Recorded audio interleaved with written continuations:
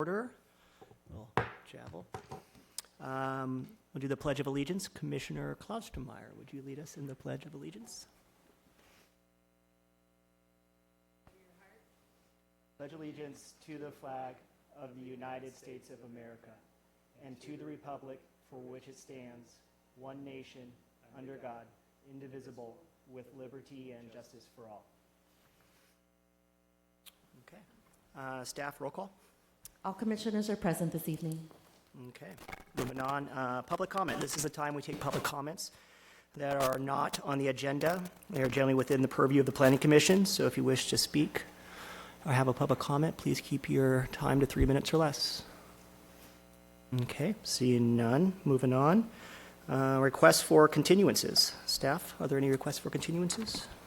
Chair Elmore, there are no requests for continuance this evening. Okay, great. Moving on, consent items. Item number 1, the meeting minutes of January 5th. Would anybody from the audience care to comment on the meeting minutes from January 5th? Okay, seeing none, I'll bring it back for a motion in a second. I'll make a motion to approve the minutes with Mr. Mosier's edits. I'll second. Okay, call for a vote.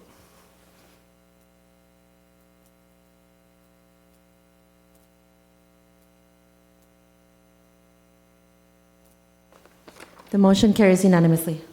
Okay, great. On to our public hearing items. Item number 2. This is the Richard Residence Variance, site location 361 Newport Glen Court. Staff, will you proceed with your presentation? Good evening, Chair Elmore, Planning Commissioners. I'm Liz Westmoreland, Senior Planner. This application is for the Richardson Residence Variance. The project is located at 361 Newport Glen Court. It's located near the Back Bay in a unique zoning district. It's in the R1 7200 zoning district. The area in yellow is the zoning district, and you can see it's not a very large area. This area of the city was annexed from the county back in 2002. The project is located in the Newport Glen community, which is a unique community that is gated. In order to access the site, you need to go along the public street of Tustin Avenue, which leads to the gated entrance. There's a cul-de-sac, Newport Glen Court. In addition to that, there is a small access way or sort of street that continues from that cul-de-sac and leads to the subject property. Under existing conditions, there is a single-family home and an attached 3-car garage. There's a 20-foot rear yard setback, and there's an existing raised deck that is located partially within that setback. It's about 10 or 11 feet within the 20-foot rear setback area. There are 2 5-foot side yard setbacks and a 20-foot front yard setback. As you can see, the home is mostly maxed out in terms of the area that it can cover, minus the area in front of the 3-car garage. Here's an image of the existing deck so you can get a feel for its height. It's about 10 feet above grade, so it is raised. We believe that this was constructed around the time that the original house was constructed. The proposed project includes adding an addition of 665 square feet within that existing footprint of the deck. They're also looking to replace that existing outdoor living area, the deck, on top of the addition. They're requesting a variance tonight to keep that 10-foot existing rear yard setback, where the code currently requires 20 feet. This is unlike a lot of our single-family zoning districts where the standard is typically 10 feet for a rear yard setback. However, in the R1 7200 district, we have this 20-foot rear yard setback.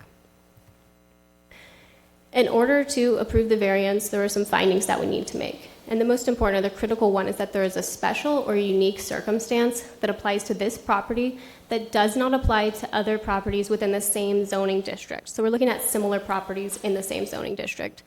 We also need to find that the variance is necessary for the preservation and enjoyment of substantial property rights. We need to make sure that it's not a special privilege and it won't be detrimental to the surrounding area. First, I'll show you an exhibit that shows the standard driveway access for the homes in Newport Glen Court. The little yellow arrows show the access point to get into the driveway of the homes and into the garage. Very standard access. All the homes in the cul-de-sac have this type of access except for the subject property. To zoom in on the subject property, you can see the end of that little access way that comes from the cul-de-sac, and the little yellow area on the site in front of the 3-car garage is essentially the site's own private cul-de-sac. It's the only way that they're able to maneuver, turn around, enter the garage, and really access the site. So this is a very unique circumstance in that none of the other homes have this situation. None of the other homes need to provide turnaround maneuvering area on the property. They can simply pull in and out of the street or the driveway. There is another image of the situation with the on-site turnaround area. So the green area is the front setback to demonstrate that they can't build in that area. Unlike our other single-family zones, this zone is regulated by lot coverage. And what that means is that they can construct up to 60% of the lot can be covered by a roof or an eave or a deck over 30 inches in height. And so what we did is we evaluated or surveyed properties within the same zoning district to understand if the other homes were similarly impacted, and that on-site turnaround area is essentially rendered unbuildable. And so they can't get anywhere close to the 60% maximum that they're allowed. And although there's other homes in the area that can't get to the 60%, this one was the most severe. It's by far the most impacted. And so in that way, it does not constitute a special privilege, and it is a unique circumstance that applies only to this site. And what the applicant has essentially done is, in order to make up for some of that square footage, not all of it in the yellow area, but a small portion, is to relocate that into the rear yard setback and really take over that existing deck that exists in that setback. We also looked at compatibility with the surrounding neighborhood. Again, this is an existing deck that's about 10 feet above the ground, and so this would bring that total height with the deck on top to about 20 feet. The closest residence is about 27 feet away. As you can see in this exhibit, that deck is inset from the side of the home, providing some additional relief. The other homes are 45 to 100 feet away. They're very large lots behind the subject site. There's also mature trees that wrap around the property lines and provides for some additional screening and privacy. Lastly, we did receive 3 letters of support from the directly adjacent property owners stating that they were in support of this application. Staff always likes to look at the alternatives to a variance to see if we have another method of meeting the applicant's goals while still complying with the code. And we have provided a robust analysis in the staff report, but I'd like to just highlight a couple of those alternatives we explored. One, we looked at the idea of simply making the addition smaller, making it comply with the 20-foot rear yard setback. However, what we found is that that small addition really wasn't going to provide them with the return on investment that they wanted. Second, we looked at adding an addition above the garage since it's 1 story. However, what we found from the designer was that that was really going to entail completely reconstructing the garage, and it wasn't going to be feasible. And with that in mind, staff is recommending approval of the project, and we're available for any questions. Thank you. Thank you, Liz. Great report. Do the commissioners have any questions of staff? Commissioner Rosine? Just a quick question in regard to fire turnaround. That area that is just for this homeowner doesn't appear to be for fire or any other use. Is that true?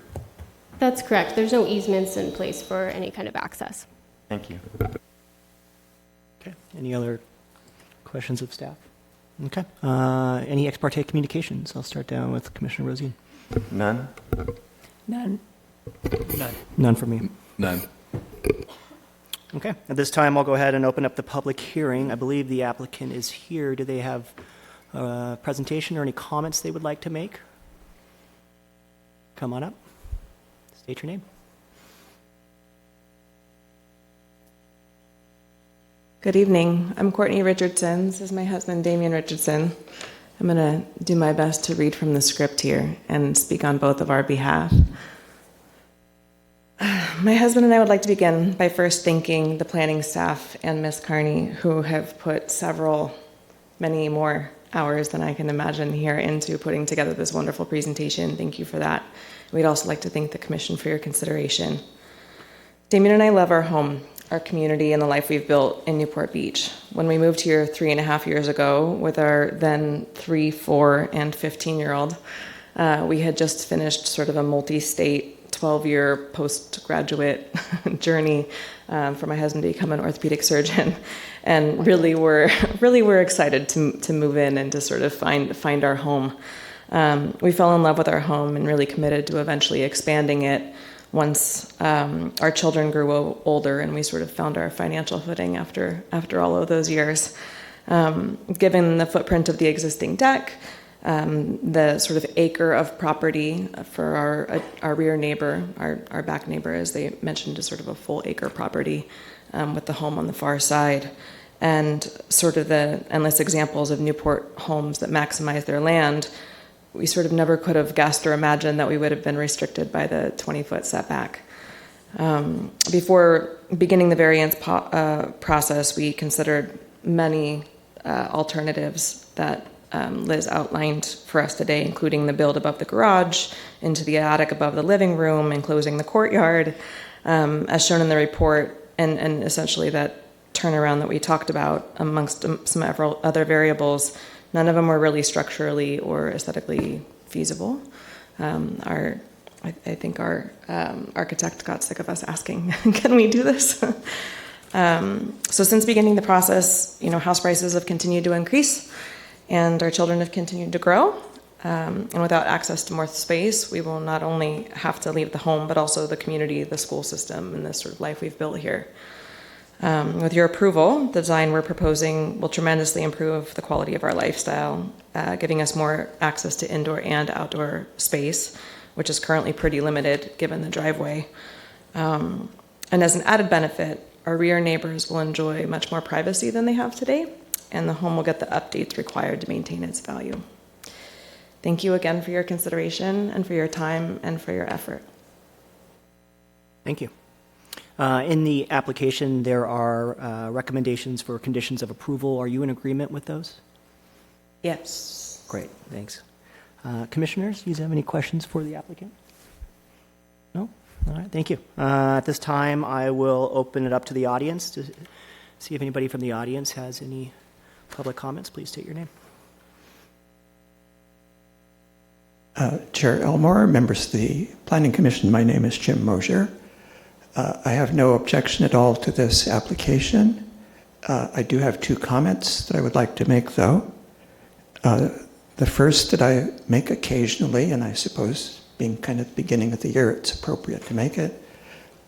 It would be nice if our staff occasionally reminded applicants of our lobbyist registration requirements that we've had for the last 2 years, I believe it is. Because I notice in this application, the resolution starts by saying that the application was filed by someone on behalf of the owner, and that someone is apparently an attorney, but my understanding is, unless the attorney is actually involved in litigation, they're still a lobbyist and supposed to register, and the process is painless and simple. All they have to do is file with the city clerk what they are representing people about. And then my second comment is about the actual findings that you're making tonight for a variance. And if I was where you were, I would want to approve this, but I would have a little trouble with the first finding where you have to find uniqueness about the property. My understanding is it's supposed to be something about the property, the lot, not the development that is currently on the lot.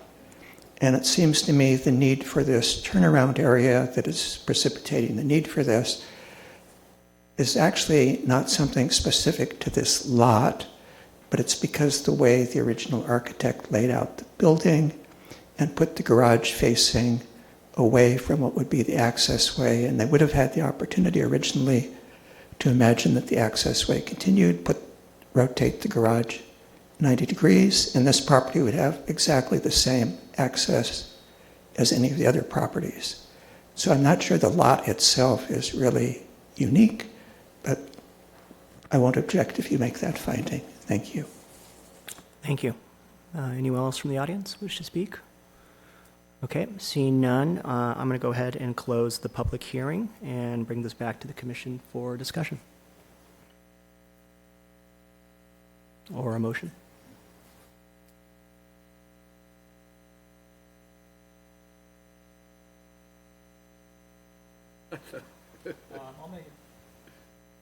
I'll make a motion. I understand what Mr. Mosier is saying, but I think this is pretty constrained. I think it's a unique lot, and I don't see many other opportunities without ripping off the whole front or, going a vertical above the garage, which is very impactful on the front, the neighbors, and I'd make a motion to approve. Resolution number PC 2023-006. I'd like to add to that I thought that staff was very thoughtful about putting in the condition that if this was rebuilt, that it would have to be applied to the new the correct standard as opposed to a variance. So thank you for that, and I'll be approving or voting to approve this. Second? I am seconding. Thank you. Great. All right. Thank you. We'll go ahead and call for a vote.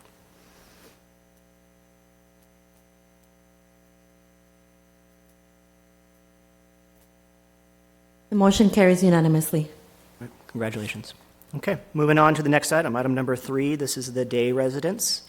The site location is 704 East Oceanfront, Units A and B. And I believe David Lee has a report for us. Proceed. Yes, good evening, Chair Elmore, and to the Planning Commission. My name is David Lee with the Planning Division. And this is the day residence at 704 East Oceanfront. This project is a variance, site development review, and coastal development permit for the demolition of a existing duplex and construction of a new duplex. This is the project location. It's located at 704 East Oceanfront between Main Street and Washington Street on the Balboa Peninsula. Just wanted to highlight a few of the surrounding uses to get oriented with the surrounding area. To the west are residential uses. There are 2 duplexes to the west, and across Washington Street there's a multi-residential development. Directly to the east is the Balboa Inn, which is a hotel. Across the alley is a row of commercial uses and zoned as mixed use. And finally, across the boardwalk is the municipal parking lot. So just to flash the zoning to show you, the tan properties, including the subject properties, are R2 properties, and it is surrounded by different zoning districts such as commercial, mixed use, and multi-residential. So this is the project location with the yellow arrow. That's the subject property. As you can see, to the right is the Balboa Inn Hotel, and to the left are the 2 duplexes, and across the street is the multifamily residential. So the project tonight has 3 entitlements requested. The first is a variance for the full encroachment into the 3-foot right side setback. The second is a site development review, which is required to increase the height limit, which is 24 feet for flat and 29 feet for sloping roof, to 28 feet for flat and 33 feet high for a sloping roof. And finally, a coastal development permit, which is required to demolish a duplex and construct a new duplex in the coastal zone. This is a rendering or elevation of the proposed project. As you can see, it's a 3-level residence, a duplex. And you can see the first floor has brick veneer siding, and the second and third floor have a shiplap style siding. The project is proposed at 33 feet high for the sloped roof and 25 feet high for the flat element, which is the highest rail on the third floor. Here's the side elevation. Just want to point out the left side is the alley of the picture and the right side is the boardwalk for the orientation. Again, 3-story building, duplex, and there's a garage, 2-car garage and 2-car carport at the alley side. And there's the heights over time. So the first request for the variance is for the encroachment into the required 3-foot right side setback. The applicant is proposing no setback and to build the structure on the right side to the property line. Some findings that I'd like to highlight for a variance. One is that the property must have a special and unique circumstance. Another would be strict compliance with the zoning code would deprive the property of privileges enjoyed by surrounding properties. So this is the setback variance. As you can see, the subject property, it does abut a hotel, which is built in the 1930s without a side setback. The side setback was not required at the time, and it's not required now. So it is next to a tall hotel with a high wall. It does not have the typical light and air that you find between residences, and results in kind of an awkward 3-foot void space. If you can see the left side where it's abutting a residence, that's more typical of a situation. When you have 2 3-foot side setbacks for a cumulative 6 feet, that's more of the typical light and air that you see between properties for a setback.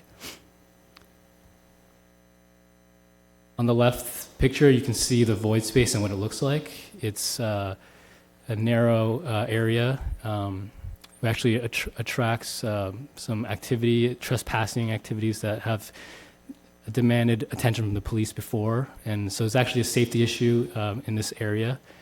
It's next to a very high wall of the hotel. As you can see the right picture, the window just looks out onto a blank wall. So staff does find that the property is unique in that way that it does abut the hotel, which is not typical for typical residents. The second request is for a height increase, which is through a site development review.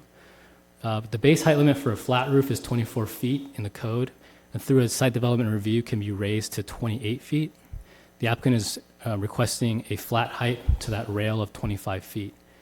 The sloping roof height in the code is 29 feet, and through the site development review can go to 33 feet, and the applicant is requesting to maximize that to 33 feet. Some findings for the height increase. One is that there are project amenities that are beneficial to the public. Second is that there's an enhanced architecture. There's also a finding about scale of the project and its relationship to other structures nearby. And finally, that the resulting additional height doesn't result in additional floor area. So just doing a quick analysis on height in the surrounding buildings. There's a subject property, and directly to the east is the hotel. The front of the hotel is 26 feet. However, if you look at the rear of the hotel, it rises up to 37 feet in the back. It also includes a tower element that's approximately 75 feet high. Across the alley is the row of commercial and includes a Balboa theater. That one's 33 feet high. The duplex next door is 27 feet high. And across the street, the multifamily residential is approximately 38 feet high. So just to highlight that there's a variety of buildings in the direct vicinity that are higher than typical residences and as their commercial uses and also residential.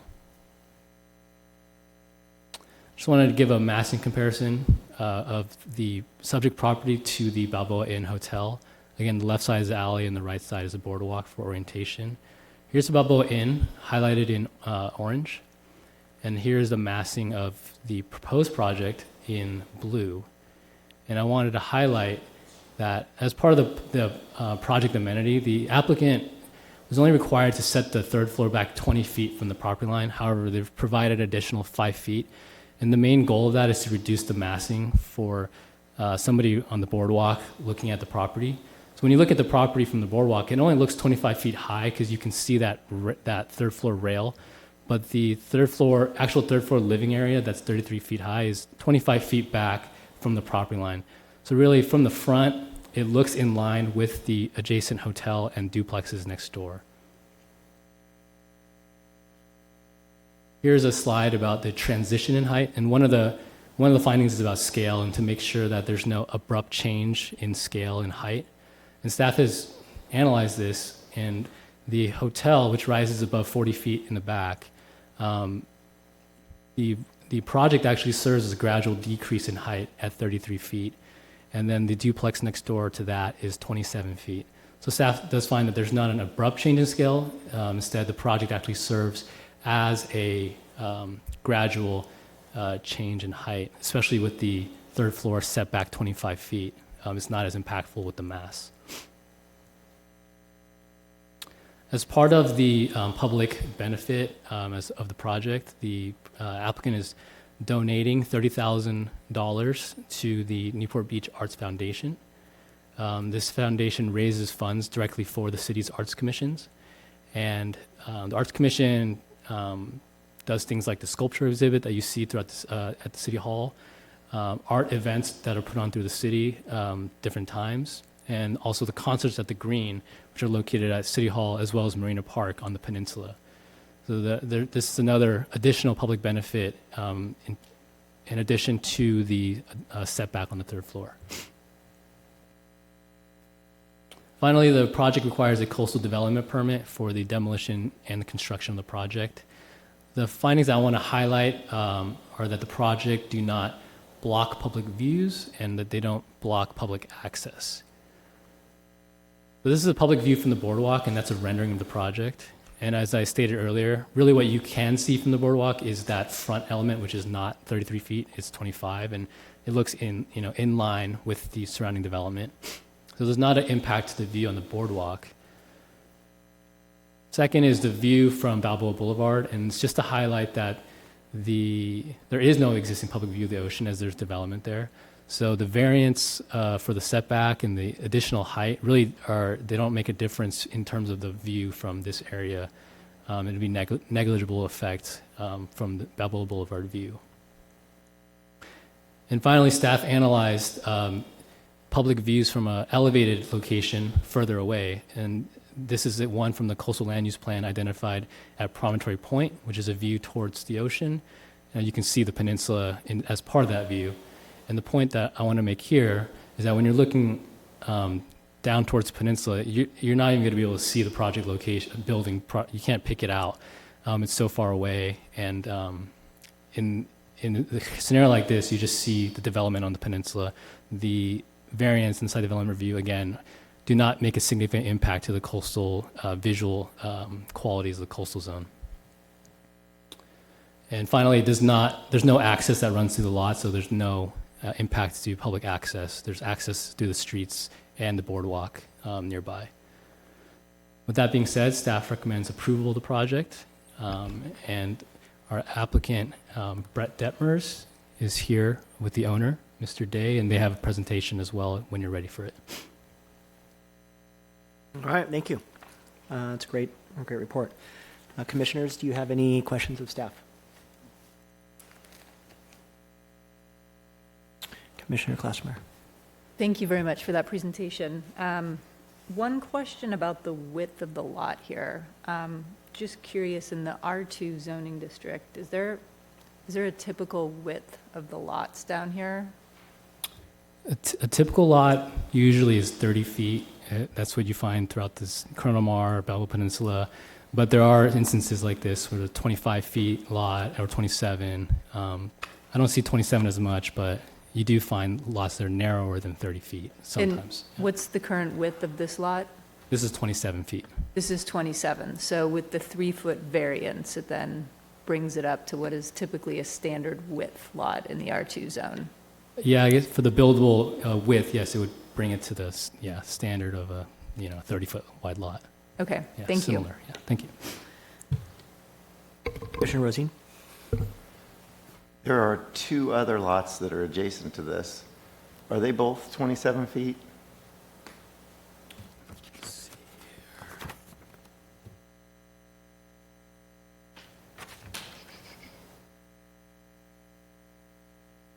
Yes, I believe those lots are also 27 feet wide as well. And they were developed at the same time through the same use permit back in, I believe, the 80s. Yeah. Okay, thank you. Any other questions of staff? Okay, any ex parte communications? I'll start with Commissioner Rosine. None? None. None. None. Okay, seeing none at this time, I will go ahead and open up the public hearing. Does the applicant have a presentation or would like to make a comment? Great, come on up, state your name.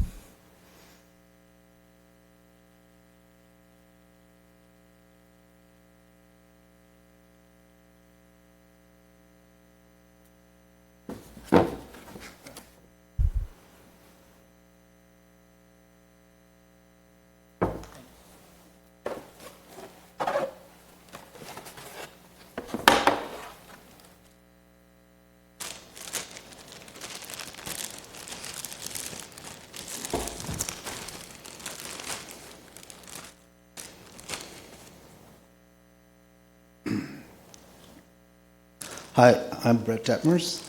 This is Ken Day, the owner of the property. I'll try to make this short, but the property up in front. This is the view from the alley. It's an aerial view showing the existing conditions. You can see the existing building set against the massing of the hotel. And then you can see in the foreground the other heights of the other buildings, including the condominium project that's 3 or 4 stories down the way, and then the adjacent buildings next door. This is an aerial view close up, and it shows the existing building against the hotel towards the rear of the alley. This right here shows you a before and after. The before is on the lower right-hand side.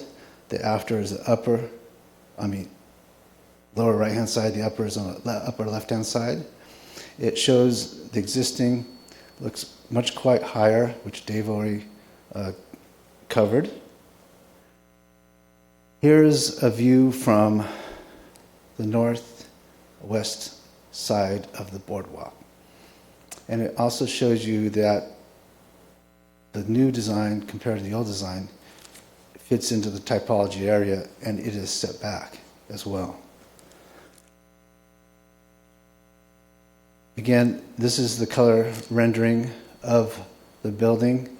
We've carefully chose the colors and materials and windows and frames, and even the glazing. The other part of it is the zero lot line. The zero lot line shows, one day I come driving up and I had a survey crew there, and we surveyed all the buildings in the area to get all the heights because we wanted to design our project within the criteria. And I noticed this vagrant in between the buildings, and they like to camp out there. And there's a little packet of drugs. The gate's open. I made a police incident report there. They also defecate in between the buildings, occasionally set fires. There's another police report of the vagrancies. It's a big issue with that 3 foot. This is at night, and Ken's wife likes to venture here. She loves the beach, and a little bit unsafe having that little dark space. And there's not 6 feet in between like the other buildings. On the children's floor, look at the rooms, the bunk beds, and this is what they got to look at. It's kind of dark. We designed this project with all the bedrooms around the perimeter to give natural light and air.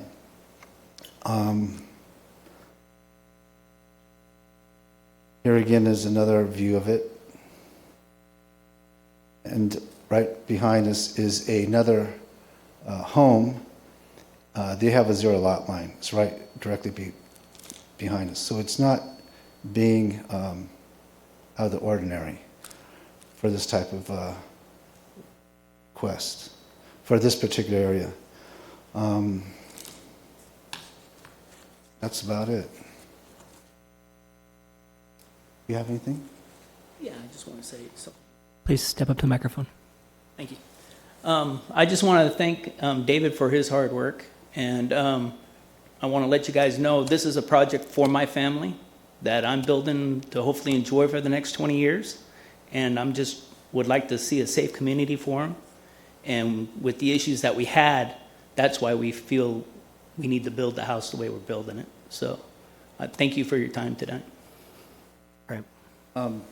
Can I step back up? Please go ahead. What I didn't do in the very beginning is I'd like to thank the staff. We've been working on this for 2 years, and they've guided us through this algorithm, A, B, C, D, E, F. Simone, Jaime, and David, they're very proactive. They didn't give up, and they helped us work through a solution. We all put our time in on this. I do have a letter I'd like to read from a neighbor. I may read that letter. You guys have a copy of it in front of you, or? Is this the, Yeah, we have a copy of it. Yes. You want me to read it? Or you already read it? This is your time. If you, Thank you. We've read it, but if you'd like to, please go ahead. To make concern on the commissioners and other related boards regarding my neighbor's expansion of the Balboa neighborhood, regarding 704 East Ocean Front for Ken Dig House. We support this design plans and its attempt to mitigate the chronic criminal issues and vagrants by zoning out his lot line to the east side. He says, my tenants are tired of cleaning up after the homeless. We pose no objection to the height. I do not know any other neighbors who would be impacted by the height, and quite frankly, there's a giant wall behind the hotel next door. Common sense should allow this. We own a commercial building a few doors down, 611 and 615 East Balboa, and he goes to say if there's should be any need for any testimony, even a quick few questions or a casual conversation, please do not hesitate to contact me directly on my cell phone. There you go.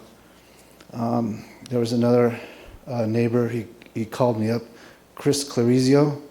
He's down the way as well. He said he supports this 100%, and he'd like to see it go in. He says it doesn't impact or obstruct anything that he knows of, and that's that.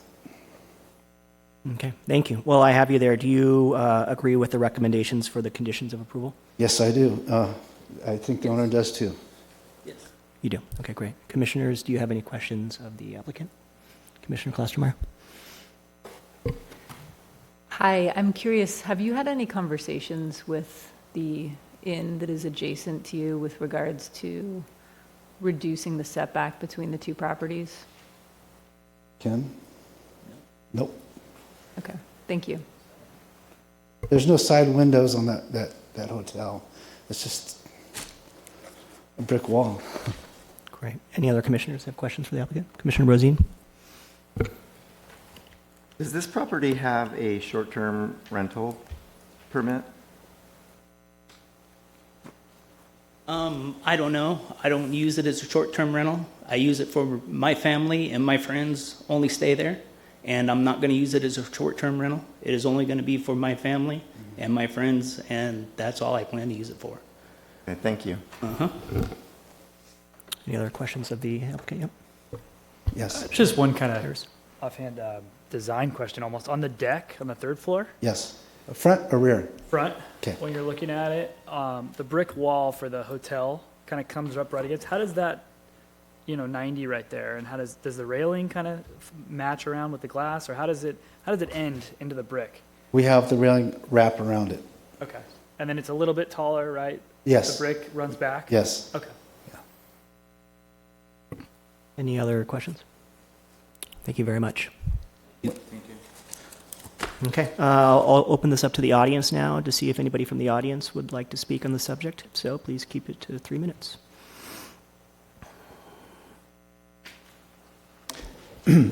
Chair Elmore, members of the commission, my name again is Jim Mosier. First, regarding the request for the height increase, it would seem to me appropriate to ask if it will affect the views of any of the guests at the hotel. We were shown how it looks from the boardwalk and the side. I'm not familiar enough with the hotel to know if they have any amenities on the top floor that this would be blocking views of the beach and so forth from there. Seems a good question to ask. And then regarding the variance request for the 0 setback, I have more trouble with this than I did with your previous variance request. First of all, it seems to me that we must have some reason for our code that requires space around residential structures on all sides. And while commonly you would have 2 homes next to each other for a total of 6 feet space between them, I believe property owners have the right to build a wall along their property line, which reduces the space to 3 feet. So having a problem with homeless people or something going into a 3-foot area, I don't think is unique to this. It seems like a problem that could be solved with gates at the two ends of the 3-foot setback area. And then additionally, I believe Associate Planner Lee said that there was, when the hotel was built, there was no requirement for them to have any setback, and there is still no requirement. I could be mistaken. That doesn't agree with the code that I read this afternoon, which I believe the zoning of the hotel is CV, and it indeed in a commercial area has a 0 side setback, but for an interior setback abutting a residential property adjacent to it, it requires a 5-foot setback. So our planning vision is to have these properties separated. So again, the unique circumstance is not the lot itself or even the lot next door, but it is the improvements that exist on that lot next door. So I don't know that there's not a whole lot unique that I see about this that would allow us to deviate from our general idea that we have air and space on all sides of residences, which seems to be the intent of our zoning code. And if the hotel was ever to redevelop, they would have to be 5 foot back from the side, if I'm reading the code correctly. And so this property has an unusual advantage then of not having to recognize that. So anyway, those are my comments. And then also, if you look at handwritten page 28, as to the site development review, your first finding, examples of project amenities that could justify the height increase. It mentioned additional landscaped open space, setback area, enhanced public views. It's the height itself is providing some increased benefit to the public, and the $30,000 payment to the city strikes me as not in that category. It's kind of like a pay-to-play sort of a thing, and that bothers me a little. Thank you. Thank you. Any other comments? Okay, does the applicant want to respond? Yeah, come on up.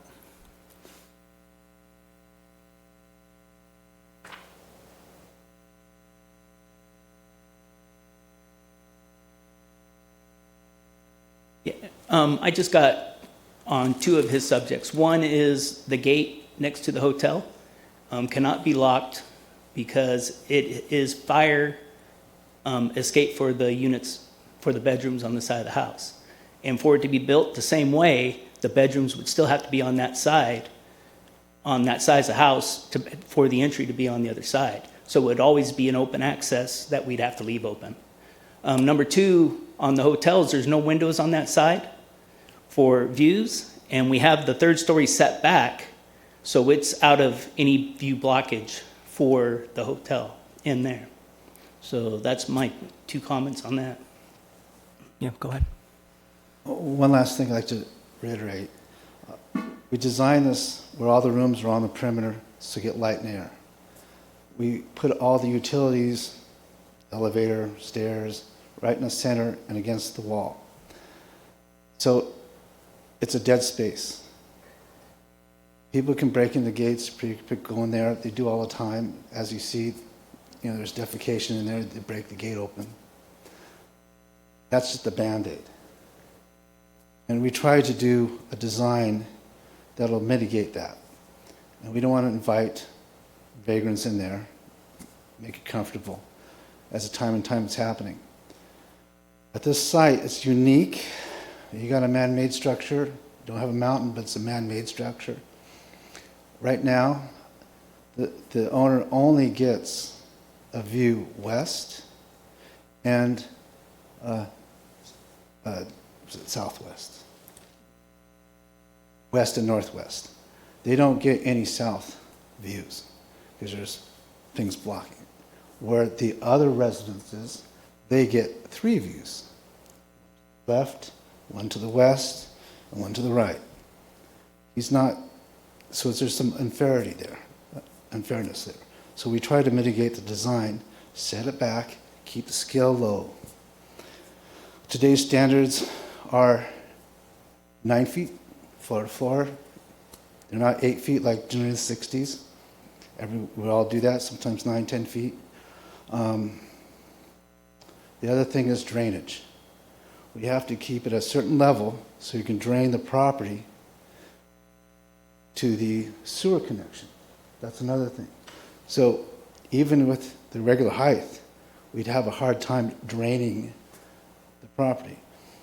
We're well above the water line, so we're above the tidal pool. If we lower it, it becomes a complete whole nother problem. That's it. Thank you. Thank you. Staff, any comments for the record? Yes, Chair Elmore. Yeah, I misspoke earlier on the side setback. Thank you, Mr. Mosier, for that. For the hotel, if it was redeveloped, since it's abutting a residential, it would be 5 feet. Typically, it's 0, but since it's abutting the residential, it would be 5 feet. And yeah, that's my comment. Great, thank you. Okay, at I this had time, a couple of responses, just with Sure. respect to the short-term lodging. I did go ahead and take a look at the city's records, and there is no existing short-term lodging permit. We're capped at this point, so I don't anticipate that we would issue one for this property. And then with respect to the project amenities, those are examples. Mr. Mosier did point out that there are specific examples that are set out in the code. However, this was, I don't think that we would be prevented from doing it, in particular if the applicant is in agreement with it, then I think it would be acceptable here. Thank you. thank you. Okay, at this time, I'll go ahead and close the public hearing, and I'll bring it back to the commissioners for comment, discussion, or a motion. Commissioner Klostermeyer. Another question of staff. I was looking at the west elevations, the existing and the proposed, and just looking at the additional height that is being requested towards the center of the unit, and was wondering if the adjacent property had any rooftop amenities or any views that would be impacted by this additional height in the structure. Commissioner Klostermeyer, are you discussing the hotel? The hotel, Got yes. it. Yeah, as you can see in this image on the screen, there are some, I think there's the black walkway is a little area that people can hang out, but that's past the property, that's on the bridge across. And then really there's some mechanical equipment up there, and then the rooms are higher up, and they have a view straight towards the ocean. So we don't believe that it really would impact the view for the hotel side. Okay, yeah, I thought that was mechanical equipment on top of the roof there. How many stories is the hotel adjacent to the alley there? It's 3 stories in the rear there. There's 2 stories above. It looks like a kind of a podium. Okay. So some of those rooms that are on the left could be impacted by the height of the new structure that is going up. We believe that it's possible that it could be in the peripheral of the Right. rooms, but not obstruct it. Yeah. And has the city had any correspondence with the inn on this? We haven't heard any correspondence with them, and we have not been in contact with them. And they've been notified of this? Yes, of course. Okay, thank you. Thank you. Other questions of staff? Or a motion?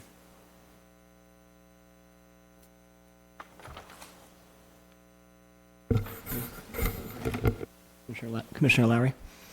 I don't really have any questions. It's pretty straightforward, and most of my other potential thoughts or questions were answered on the presentation. So I'll go ahead and move the item here, item number 3, move to approve resolution number PC 2023-007. Great, motion. We have a second?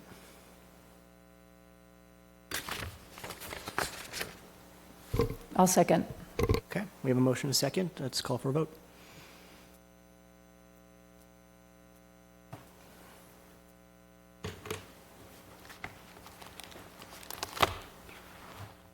The motion carries 4-1 with Vice Chair Rosine voting no. Okay, congratulations. Moving on to our next item. Item number 4, motion for reconsideration. Are there any motions for reconsideration? Okay, seeing none.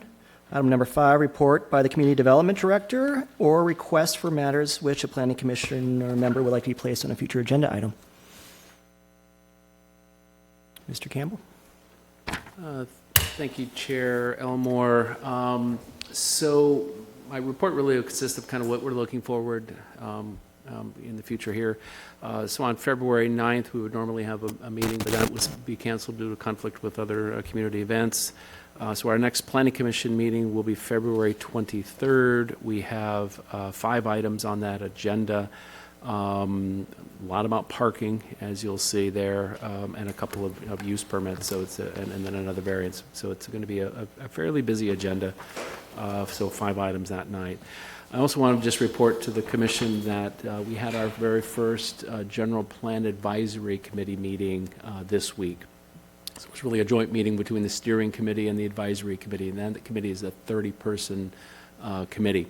And they're charged with providing a forum within which to study and discuss what the general plan update would look like. And so that was our very first meeting, and we'll be having likely monthly meetings going forward for the foreseeable future, bringing consultants on board to update the general plan. So I just want to let you know that process was ongoing, and we will provide periodic updates to the Commission going forward. And that concludes my report this evening. Great, thank you. Anybody from the audience like to comment? Okay, seeing none, any requests for excused absences for a future meeting by anybody up here? No? Okay, seeing none, we will adjourn at 7:21.